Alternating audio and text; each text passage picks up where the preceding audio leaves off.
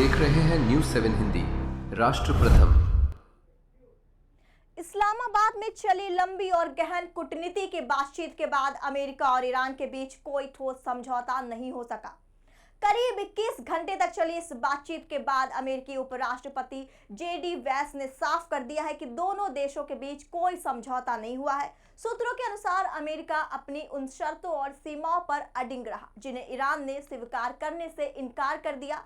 यही वजह रही कि बातचीत किसी नतीजे पर नहीं पहुंच सकी। यह वार्ता इस्लामाबाद में आयोजित की गई, जहां दोनों पक्षों ने कई अहम मुद्दों पर चर्चा की थी, लेकिन मतभेद इतने गहरे थे कि सहमति बन पाना संभव नहीं हो सका।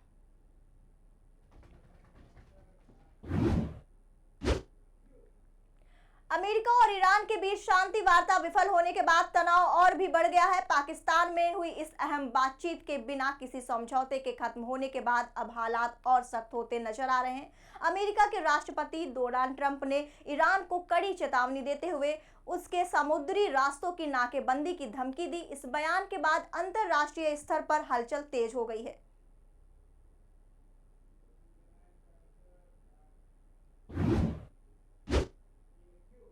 इस्लामाबाद में आयोजित अमेरिका और ईरान के बीच शांति वार्ता भले ही किसी नतीजे पर नहीं पहुंच सकी, लेकिन पाकिस्तान खुद को इस पहल के लिए सराहता नजर आ रहा है। पाकिस्तान ने इस वार्ता में मध्यस्थ की भूमिका निभाई और दोनों देशों को एक मंच पर लाने की कोशिश की। हालांकि जो बातचीत है वो बेनतीजा रही, फिर भी पाकिस्तान ने इसे एक सकारात्मक कूटनीतिक कदम के तौर पर पेश किया है।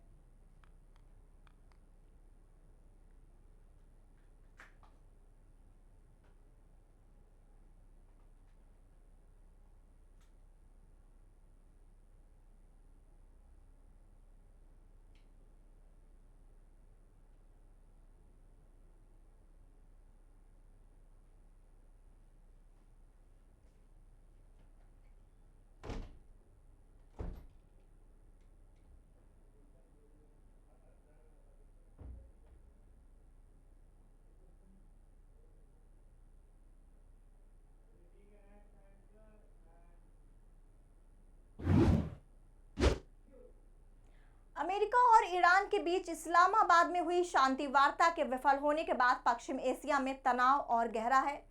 इसी बीच इजराइल के प्रधानमंत्री बेंजामिन नेतन्याहू ने ईरान पर तीखा हमला बोला। उन्होंने साफ शब्दों में कहा कि जंग अभी खत्म नहीं हुई और इजराइल ने इस संघर्ष में एक ऐतिहासिक उपलब्धि हासिल की है।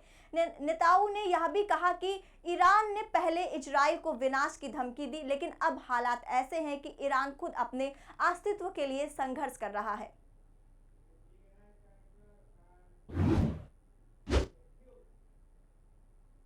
मिडिल ईस्ट में तनाव के बीच इजरायली डिफेंस फोर्सेस यानी इजराइल डिफेंस फोर्स ने एक बड़ी सैन्य कार्रवाई का दावा किया है। सेना के अनुसार लेबनान में हमले के लिए तैयार किए गए एक रॉकेट लॉन्चर को पूरी तरह नष्ट कर दिया गया है। इस कार्रवाई में 5 लोगों की मौत की पुष्टि भी सामने आई है। हालांकि इस पर स्वतंत्र रूप से विस्तृत जानकारी की जांच जारी है। इसी दौरान वेस्ट बैंक के तुल करीम इलाके में एक अलग ऑपरेशन चलाया गया, जहां एक कथित बम निर्माण फैक्ट्री का भंडाफोड़ किया गया।